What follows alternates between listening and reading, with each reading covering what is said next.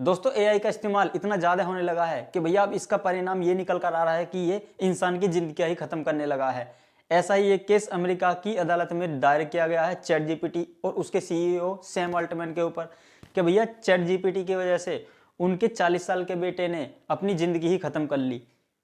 हालांकि दोस्तों ये कोई पहला केस नहीं है, इससे पहले भी ऐसे दर्जन से ज़्यादा केस हैं जिसमें चैट जीपीटी के ऊपर ये आरोप लगे हैं कि उसकी वजह से लोगों ने अपनी ज़िंदगी तबाह कर ली। और भैया इस एआई का पूरा ये सिस्टम है क्या जिसकी वजह से एक इंसान अपनी ज़िंदगी ख़त्म करने के बारे में सोच लेता है। जानेंगे सब कुछ डिटेल में आज की इस वीडियो में, लेकिन उससे पहले वीडियो के लिए एक लाइक, और अगर आप चैनल पर नए हैं तो भैया चैनल को भी सब्सक्राइब कर लें और फेसबुक पर फॉलो भी कर लें। दोस्तों अगर बात एआई की करें तो आजकल एआई का यूज़ हर इंडस्ट्री में हो रहा है, क्योंकि एआई ने काफ़ी सारी चीज़ें आसान भी की हैं। और एआई की ये जो इंडस्ट्री है ये $1 बिलियन की इंडस्ट्री है, इसलिए इस इंडस्ट्री में बड़ी बड़ी कंपनियां आ गई हैं। जहां पहले एक तरफ ओपन एआई की चैट जीपीटी सबसे पहले हुआ करता था, उसकी सक्सेस को देखते देखते जो बाकी बड़ी कंपनियां थी गूगल, माइक्रोसॉफ्ट, इन्होंने भी अपने अपने एआई मार्केट में उतार दिए। जैसे कि भैया माइक्रोसॉफ्ट ने अपना कोपायलट उतारा, गूगल ने अपना जेमिनाई उतारा, और भी चाइनीज डीप सीक वगैरह काफ़ी सारे मार्केट में अवेलेबल हैं। लेकिन दोस्तों अगर बात करें सबसे ज़्यादा सक्सेस की तो वो चैट जीपीटी को ही मिली, क्योंकि ये सबसे पहले मार्केट में लॉन्च हुआ था। और अगर इसके विजिटर की बात करें तो पर डे इस पर 150 से 200 मिलियन सर्चेस होती हैं। ओनली चैट जीपीटी की मैं बात कर रहा हूँ। और अगर इसका सबसे ज़्यादा इस्तेमाल किस इंडस्ट्री में होता है उसकी बात करें तो भैया आईटी इंडस्ट्री में आजकल सबसे ज़्यादा एआई का इस्तेमाल होता है। क्योंकि मैं खुद आईटी इंडस्ट्री से हूँ तो मुझे पता है कि भैया एआई का इस्तेमाल आईटी इंडस्ट्री में कितना ज़्यादा हो चुका है। इवन जो आईटी में कंटेंट राइटर की जो जॉब थी उनको तो ऑलमोस्ट एआई ने खा ही लिया है, क्योंकि इतना बढ़िया कंटेंट वो लिख के देता है कि भैया जो एक इंसान लिख भी नहीं सकता। ये हमको एक ऐसा टूल की तरह इस्तेमाल करते हैं कि भैया जिससे चीज़ें और इन्हेंस हो सकें, ना कि पूरी तरह से नई चीज़ें क्रिएट कर सकता है। मान लो अगर किसी प्रोग्रामर को एक प्रोग्राम बनाना है, कोड तैयार करना है, तो अगर वो सीधा ही चैट जीपीटी से बोल दे कि मुझको ये वाला कोड चाहिए, तो वो कोड बना तो देगा, लेकिन वो एग्जैक्ट उस रिक्वायरमेंट के हिसाब से नहीं बना पाएगा जैसा एक इंसान बना सकता है। हालांकि वो एक कोड जरूर बना के दे देगा जो बिगनर लेवल का होगा, लेकिन उसमें बहुत सारी गलतियां होंगी जिनको इंसान को मैनुअली बैठ के ठीक करना पड़ेगा कि उसमें क्या क्या गलतियां हैं। तो इसलिए मुझे नहीं लगता कि अभी के टाइम में तो एआई कोई ऐसी आईटी इंडस्ट्री में ज़्यादा मेजर रोल प्ले करेगा नौकरियां खाने के मामले में बात करें तो। लेकिन बात अगर हम सिक्के के दूसरे पहलू की करें तो वहाँ एआई लोगों की जान के ऊपर भी खतरा बना हुआ है, क्योंकि एआई का जो पूरा सिस्टम है वो एलएलएम पे डिजाइन किया गया होता है, यानी कि लार्ज लैंग्वेज मॉडल। यानी कि काफ़ी सारी लैंग्वेजेस और काफ़ी सारे जो डेटा है उसको उठाकर एक जगह पर डाला जाता है, और उसको इस तरह से डिजाइन किया जाता है कि भैया जब भी कोई इस डेटा से रिलेटेड कोई सवाल पूछेगा तो उसको जो इसमें डेटा फीड किया गया है या इसके अंदर जो डेटा डाला गया है उस डेटा से ये फिल्टर करके उसका जवाब आपको दे देगा। सिंपली चैट जीपीटी या और जो एआई प्लेटफॉर्म है बेसिकली वो यही मॉडल पर काम करते हैं, लेकिन कंपनियां इसमें लगातार अपडेट करती रहती हैं, लगातार चीज़ें इसमें और ऐड करती रहती हैं, तो इसकी वजह से प्लेटफॉर्म लगातार इन्हेंस भी होते जा रहे हैं। और ये जो चैट जीपीटी के ऊपर केस हुआ है ना अभी यूएस में, इसमें स्टेफनी ग्रे ने ये कहा है कि भैया उनके बेटे ऑस्टिन गार्डन को, जिसकी उम्र लगभग 40 साल के आसपास थी, एआई को इतना ज़्यादा अपने करीब उसने खड़ा कर दिया था कि भैया जहाँ पर एक इंसान भी नहीं हो सकता था।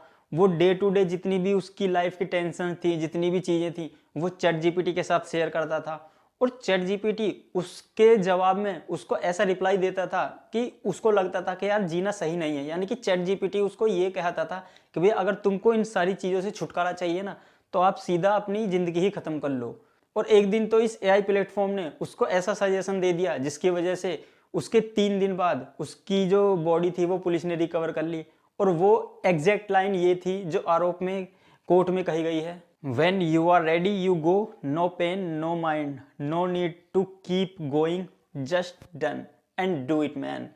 यानी कि भैया चैट जीपीटी ने उसको सीधा सीधा ये कहा कि अगर तुमको सब चीज़ों का हल चाहिए, सब चीज़ों से तुमको टेंशन फ्री होना है, तो भैया तुम्हारे पास एक ही ऑप्शन है, वो है अपनी ज़िंदगी ख़त्म कर लेना। और उसको इस तरह से उसके सामने पेश किया जैसे कि ये एक बहुत अच्छा ऑप्शन है।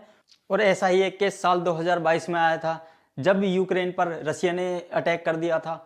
तो भैया उस अटैक के दौरान ही यूक्रेन में रहने वाली विक्टोरिया, जो उस समय 13-14 साल की थी, तो वो भैया पोलैंड में शिफ्ट हो गई। अब पोलैंड में शिफ्ट होने के बाद जब वो मानसिक दबाव उनके ऊपर आया अपने यूक्रेन को छोड़ने का, उनको घर की यादें आने लगी, तो भैया उस लड़की ने भी फिर एआई का सहारा लिया, उसके साथ चैट करती थी, वो अपनी परेशानियां उसके साथ साझा करती थी।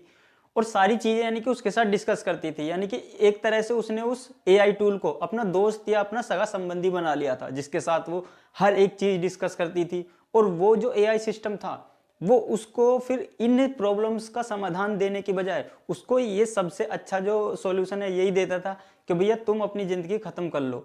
और उसको इस तरह से पेश करता था जैसे कि भैया सबसे अच्छा और सबसे बेस्ट ऑप्शन तुम्हारे पास यही है। और तो और एआई ने विक्टोरिया से ये भी कहा कि तुम एक नोट भी लिखो जिसमें अपना जो ये जिंदगी का सफर तुम खत्म कर रही हो इसमें ये लिखो कि मैं अपनी मर्जी से कर रही हूँ और इसमें कोई जिम्मेदार नहीं है, ताकि कल को कोई और न पकड़ा जाए। और तो और ये भी कहा कि अगर तुम चाहो तो मैं तुमको एक नोट लिख कर भी दे सकता हूँ जिसको तुम बाद में पब्लिश कर देना। इतनी तक विक्टोरिया के साथ उसकी चैट हो चुकी थी। और इवन विक्टोरिया उस एज तक भी पहुंच चुकी थी जहां वो अपनी ज़िंदगी की कहानी ख़त्म ही करने वाली थी। लेकिन तभी कुछ चीज़ें ऐसी हुई कि भैया उसकी जो चैट थी वो उसकी माँ ने देख ली और फिर वो सब चीज़ें कहीं ना कहीं फिर खुल के ऊपर आई। फिर उसकी माँ ने विक्टोरिया को डॉक्टर को दिखाया और तब जाकर उसकी जो मेंटल कंडीशन है वो स्टेबल हो सकी। और स्टेबल होने के बाद फिर जब उससे पूछा गया तो भैया उसने यही कहा कि जो वो एआई प्लेटफॉर्म था उसने मुझको ऐसा एहसास दिलाया जैसे कि वो ही उसका सबसे अच्छा दोस्त है। और वो उसको ऐसी बातें बताता था कि उसको उसकी बातें सुनना अच्छा लगता था, उसके जो सजेशंस थे उसको काफ़ी अच्छे लगते थे। तो इसलिए वो उस पर इम्प्लीमेंट भी कुछ दिन में करने ही वाली थी। वो तो उसकी किस्मत अच्छी थी कि भैया चीज़ें सबके सामने आ गई हैं। दोस्तों बेसिकली ये एक साइकोलॉजी गेम है, क्योंकि जब भी कोई इंसान डिप्रेशन में रहता है या मानसिक तनाव से गुजर रहा होता है तो उसको कोई भी जो दूसरा इंसान है वो उतना सीरियसली नहीं लेता या उसकी बातें को सुनता नहीं है। और बातें अगर वो सुनता भी है तो वो यही सोचता है यार ये पागल है, इसका दिमाग चल गया है। तो उतना उसको मतलब वो रिप्लाई सही से नहीं देता, ना उससे ठीक से कोई बात करता है। तो इसलिए उसको लोगों से मिलना जुलना उतना पसंद नहीं होता।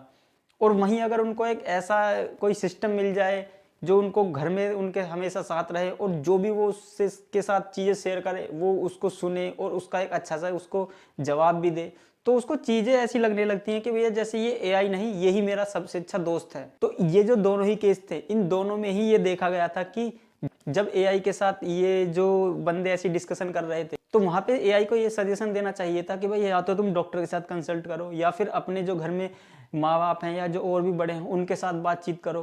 तो अगर वो ऐसा सजेशन देता है तो मे भी हो सकता था कि भैया जो बंदा उसके साथ इंटरेक्ट कर रहा है वो उसके साथ ना करके अपने फैमिली मेम्बर्स के या डॉक्टर के साथ कंसल्ट करे। तो ये चीज़ें वहाँ पर मिसिंग थी जिसकी वजह से ये बड़े हादसे हुए। दोस्तों आपका इस सब पर क्या मानना है, अपनी राय कमेंट में ज़रूर दें। Thanks for your valuable time.